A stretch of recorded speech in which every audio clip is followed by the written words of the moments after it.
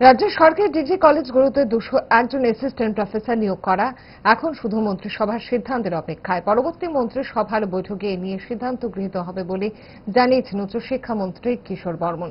এছাড়া 16 জন প্রিন্সিপাল নিয়োগের ক্ষেত্রেও অর্থ মন্ত্রকের অনুমোদন পাওয়া গেছে বলে তিনি জানান। মঙ্গলবার নরসিংগড়স্থিত ত্রিপুরা ইনস্টিটিউট অফ টেকনোলজি অডিটোরিয়ামে টেকনিক্যাল খণ্ড এবং Tripura institute of technology unit ABRSM Tripura মহাবিদ্যালয় শিক্ষা উদ্যোগে কারিগরি শিক্ষায় জাতীয় শিক্ষানীতি বাস্তবায়নের অর্ধদশক সাফল্য বাধা এবং এগিয়ে যাওয়া দৃষ্টিভঙ্গি শীর্ষক এক দিবসীয় কর্মশালা অনুষ্ঠিত হয়। এই কর্মশালাতে বক্তব্য রাখতে গিয়ে তিনি নিয়োগের কথাগুলো বললেন। আগামী আমাদের যে ক্যাবিনেট মিটিং তারপরে 201টি পদের জন্য নিযুক্তির জন্য, বিশেষ করে অ্যাসিস্ট্যান্ট প্রফেসর নিযুক্তির জন্য আমাদের ক্যাবিনেটে সেটা আসবে। 16টি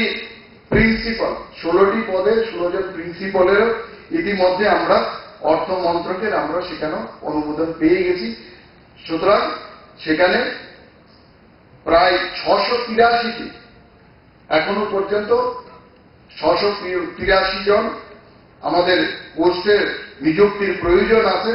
তার মধ্যে ইতিমধ্যে সব মিলিয়ে আমরা 462 জনের প্রক্রিয়া কিন্তু আমরা শুরু করে দিয়েছি, যাতে অতি সত্বর যাতে তাদেরকে নিযুক্তির মধ্য দিয়ে যে ঘাটতি সেই ঘাটতি যাতে আমরা পূরণ করতে পারি।